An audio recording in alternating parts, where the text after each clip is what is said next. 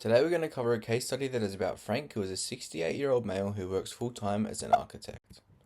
He was diagnosed with grade 2 hypertension 2 years ago and has a previous history of depression. Frank still experiences negative self-talk and feelings of fatigue in his day-to-day life. Frank's exercise history consists of him doing Pilates 2 days per week, along with occasional cycle, as that it's something he finds enjoyment in. His lifestyle factors are that he has a relatively healthy diet, has 2 to 3 drinks per week, and has a good support system through his family and social life. When looking at his objective data, I can instantly see that his resting blood pressure of 170/83 supports the fact that he has grade 2 hypertension, which before ETAL tells us has a 71% increase in risk of heart failure. This is due to the increased pressure that is placed on the walls of the arteries through atherosclerosis, which causes the walls to narrow and results in excessive strain on the heart and causes it to work harder. So lowering blood pressure is something that needs to be a main focus for Frank, along with his BMI, which is 34.7. This puts him in the obese category, and evidence by Landy et al. States that it is a direct risk factor for hypertension. Higher BMI links to an increased blood pressure because fat produces more inflammatory cytokines, and this leads to end organ damage and an elevated blood pressure. Another measure that is important to highlight is his waist to hip ratio of 1.09, which is categorized as high and indicates central adiposity, which increases excessive visceral fat and links back to the risk factors of his high BMI. There are 5 main pathologies that are a result of hypertension. Beavers et al. 2021 states endothelial dysfunction, which is chronic hypertension leads to narrowing of the vascular lumen, decreased elasticity of large arteries, and endothelial damage, which is reduced nitric oxide. Impaired RAS, which is excessive production of renin largely by the kidneys, leads to increased angiotensin II, causing vasoconstriction, sodium retention, and vascular remodeling. Increased arterial stiffness, which is high blood pressure, increases mechanical stress on atrial walls, leading to the fragmentation of elastin fibers and a rise in collagen deposition, which stiffens the vessel walls. Increased SNS activity, elevated sympathetic output increases heart and cardiac output, which causes peripheral vasoconstriction, increasing blood pressure. And renal mechanisms, reduced renal blood flow or impaired pressure nitriazes leads to sodium/water retention, increasing blood volume and cardiac output.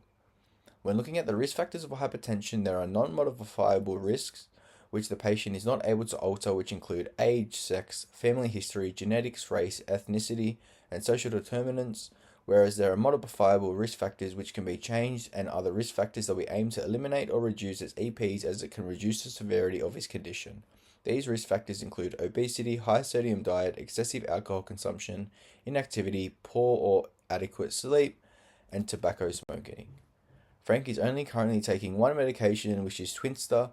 It is a medication that is a combination of telmisartan, which is an angiotensin II receptor blocker which provides renal protection and mitigates the CCB side effects, whereas the almodipine, which is a calcium channel blocker, provides sustained reduction in both the systolic and diastolic readings of blood pressure as supported by Opperl and Weber. The side effects that are caused by the medication that has an effect on exercise are things like dizziness, lightheadedness, muscle spasms, cramps, increased muscle pain, headaches, dehydration, higher fatigue, and greater risk of hypotension post-exercise. Frank's main barriers towards exercise are his history of depression, his lack of experience in the gym, and him being apprehensive about high intensity of exercise.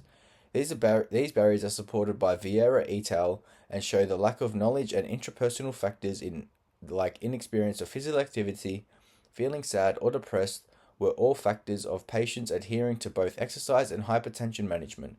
As shown in Figure 1, you can see the percentage of patients that experience those barriers and how crucial they are in the inherent adherence of exercise. When looking at the case study, Frank listed some personal goals that he wanted to achieve, which were exercise safely with hypertension, improve his cardiorespiratory fitness, along with his muscle strength. However, when looking at the clinical presentation and how it related to his pathology and objective assessments, I added some goals that are exported by Lalamo et al., which are important to address with both long and short-term goals. His short-term goals are to improve cardiorespiratory capacity through 150 minutes of aerobic training each week due to lowering hypertension risk factors, lowering blood pressure, and improving Frank's quality of life. Increasing exercise tolerance and muscular endurance through resistance and isometric training 2 to 3 times a week through providing more stimulus to elicit the adaptations that are required to measure improvements such as progressive overload. Reducing resting blood pressure by 5 to 10 through consistent resistance training and aerobic training each week, as evidence shows that a combination of these will provide a lowered blood pressure when prescribed and performed correctly, and addressing and reducing the negative self-talk and feelings of fatigue Frank experiences through BCTs 15.4, 1.3, 1.9, 6.1, and 8.3, improvements in exercise tolerance and improved confidence along with constant support and reassurance techniques. His long-term goals are specific to him, which are maintain safe blood pressure responses through exercise, improvements in exercise tolerance, VO2 max, and fatigue management, as these are all indications of improved quality of life and reliable indicators to dictate benefits. Get resting blood pressure below 140 over 80 by maintaining healthy lifestyle changes of consistent exercise, lowered BMI, maintaining healthy diet habits, maintain increased aerobic and resistance training tolerance along with improvements of confidence in both the gym, weights, and cardio section. This is done through consistency, better education and understanding of exercise, and have Frank performing high intensity exercise without being apprehensive, as evidence shows that it offers increased benefits from when compared to low and moderate intensity exercise. Evidence from D. Barcalis 2022 and Cornelison and Smart both show that a prolonged warm-up and cool-down are vital for hypertensive patients, especially for those like Frank who are over the age of 65. Due to the increase of atrial stiffness that occurs with age, it will aid in avoiding things like sudden blood pressure spikes, dizziness, or any sudden drops in blood pressure during cool-down, and avoid hypertensive becoming present. Evidence from Sharman and Stowasser state that it is important to warm up within 40 to 60% of patients' peak heart rate or max heart rate before moving on to dynamic exercises within 10 to 12 RPE on the Borg scale across a duration of 10 minutes for hypertensive patients. Ensure that you take Frank's blood pressure after the warm-up to confirm that it isn't over 250 over 115, which is a contraindication before starting exercise, and so we know that it is safe for him to exercise. His cooldown, which is gradually decreased over the 5 minutes from 12 RPE to 10 RPE on the Borg scale, is then followed by PNF stretching to the point of discomfort or tightness to aid in muscle recovery and proper cooldown procedures. Blood pressure reading is to be taken following the cooldown to monitor if there is any hypertensive effects or signs that may be prevalent following exercise.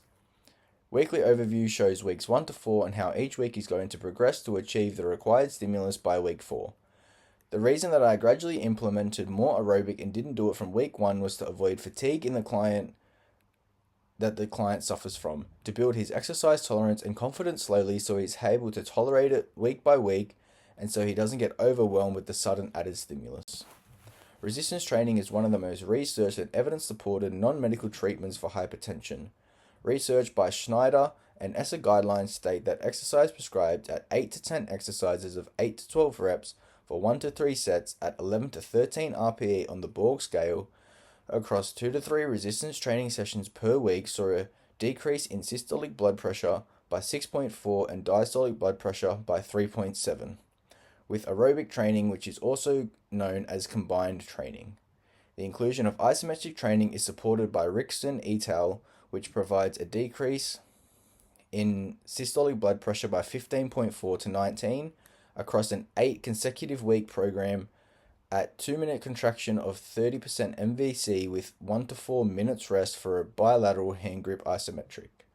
Evidence also supports that isometric training through wall sits saw a decrease of 11.4 in blood pressure. Due to Frank having fatigue and low self-confidence, I gave the range of 8 to 10 on the reps so that there is a day where he feels less confident or more fatigued. He can only get 8 reps, that it is still within the range to create enough stimulus, and it puts less pressure on him to reach a certain number. When looking at the aerobic exercise, moderate intensity for aerobic training is supported by Gadia and Saab and D. Barcalos et al. To show that 40 to 60% of VO2 max or heart rate max across 150 minutes a week saw a decrease in systolic blood pressure by 8 to 12 and 5 to 6 in diastolic. Evidence shows that high intensity aerobic training shows a greater decrease, but due to Frank being apprehensive about training at that intensity, I prescribed moderate intensity so that he still gained the benefits of aerobic exercise.